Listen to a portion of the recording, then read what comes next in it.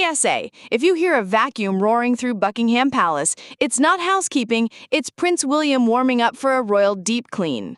Word from the gilded grapevine is that the future king is prepping a ruthless reset. No more half-in, half-out royals, no more brand confusion, and no more titles acting like PR boomerangs. The broom is out, the line is drawn, and a few very famous names are standing on the wrong side. What's new and why everyone's whispering louder than usual?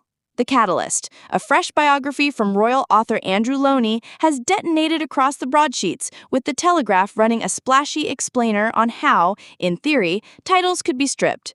Translation and palace speak: this is a test balloon. You don't float mechanics in a friendly paper unless someone wants the public mood measured.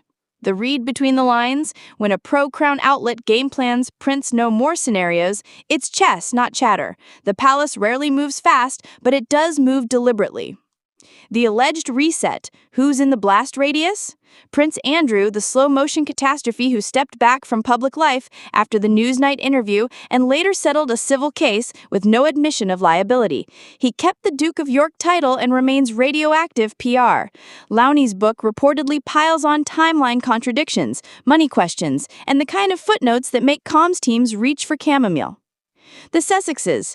After years of interviews, docuseries, and memoir grenades, insiders say William's patience isn't just thin, it's transparent. The View from Camp Wales: as long as the titles stay, the scandals splash back on the crown. Outcome under consideration per the whispers: stop the splash. Why William would press the big red button. Brand clarity. The monarchy's value is its mystique and consistency. Hybrid royals are a messaging migraine. Future-proofing. William and Catherine are expected to modernize without turning the firm into reality TV. Step 1. Remove the plot twists. Public appetite. Comment sections are practically writing the legislation. The court of public opinion is rolling out the red carpet for a purge. The Andrew problem, in brief. The ties. Reported links to Jeffrey Epstein over a longer period than first acknowledged. Ongoing questions that never quite die. Fergie's past apology for accepting money associated with Epstein, later repaid. The optics. Even without fresh revelations, the cloud is permanent. Any royal event he attends becomes a news cycle you can't control. The risk. Not just PR, stability. The Windsor brand can't carry his baggage and move forward. The Sussex problem, in brief. The pattern. Oprah, Netflix, Spare, and a steady drip of digs have created a perception loop William can't outcalm with smiles and photo calls. The headline issue. Titles used abroad but controversies ricocheting at home. Every time the Sussex brand heats up, the palace gets smoke inhalation. The nuclear option. Remove formal ties, restrict styles, and create a hard red line around the crown's name in commercial contexts. Not personal, protective. Titles 101. How this could work and what it really means. HRH or style usage can be limited by the monarch via letters patent. It's happened before. Dukedoms and peerages. Trickier. Revoking a dukedom likely requires parliament. Think bespoke legislation, not a palace memo. Counselor of State or patronages can be sidestepped, as with adding Princess Anne or Prince Edward, or removed administratively.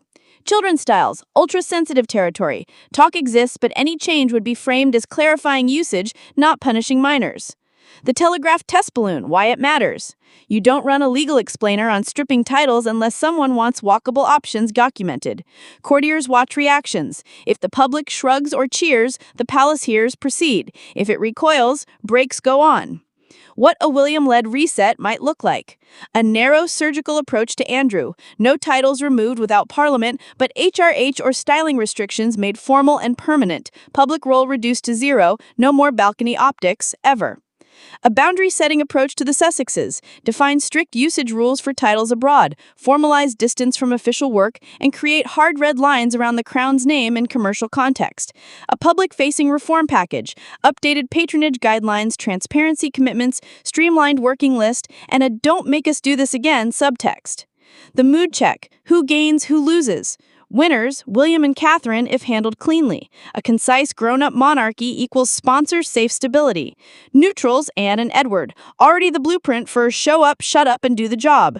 Losers, anyone who built a business model on ambiguous closeness to the crown. The wild card, Parliament, if there's genuine legislative appetite, buckle up. Why now? The Queen's aura no longer shields the family. Charles's reign is steady but transitional. William's reign will be measured by decisiveness. Polling suggests fatigue with drama. The public wants a monarchy that looks less like a soap and more like a service. Receipts, reality, and restraint.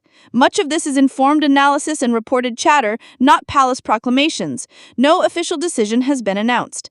Andrew Lownie's reporting and the Telegraph's framing are signals, not verdicts. But in royal politics, signals are the opening act.